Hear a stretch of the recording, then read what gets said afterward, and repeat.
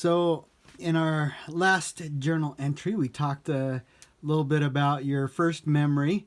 Your first memory being going to Los Angeles and eating Vienna sausages In a 49 Chrysler. in a 49 Chrysler.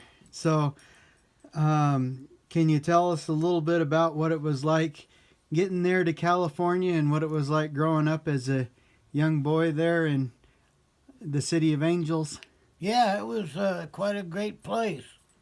Parents tried renting for a while, and landlords were way too picky for us boys.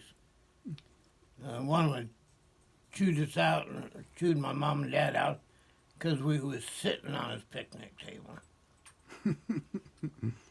So they decided they better take the little bit of money they had. They sold everything when they left Nevada and raised a couple $1,000s. So they wound up buying this old fixer-upper. I think they put $3,000 down and it left them nothing. Then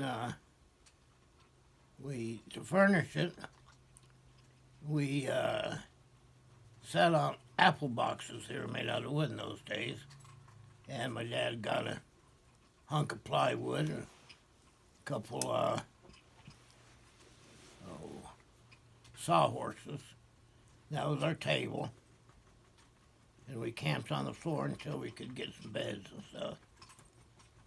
But we didn't have to answer to anybody. And so that was our first home.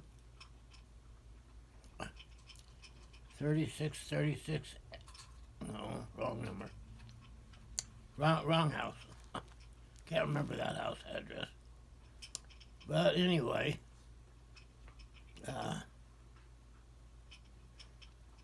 that's where Santa Claus came that time. I was about 6 years old, and like I say, my parents didn't have two nickels to rub together, but they were trying to find something for us for Christmas. Well, a candy bar in those days was a nickel, and so that probably been about what we were going to get. Yeah.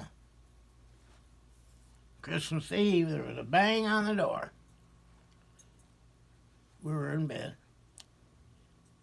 My mom answered the door, and there stood the real Santa Claus.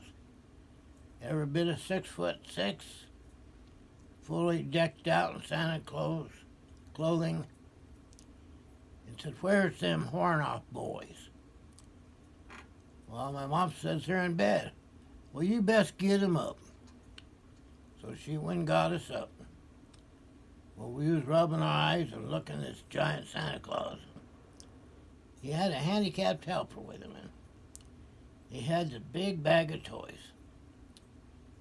And we got electric cars, a real leather football, an electric train set, stuff that my parents never could even thought of for, and not even wanted to give. And we asked him how come he wasn't with a sleigh, and he said, well, it was raining in L.A., and sleighs just don't work good in the rain, so they had to hire a car.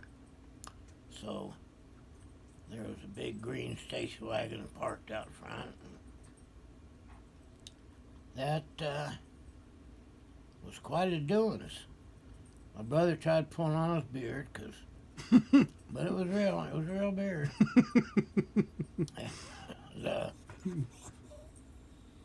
That's if we'd been good.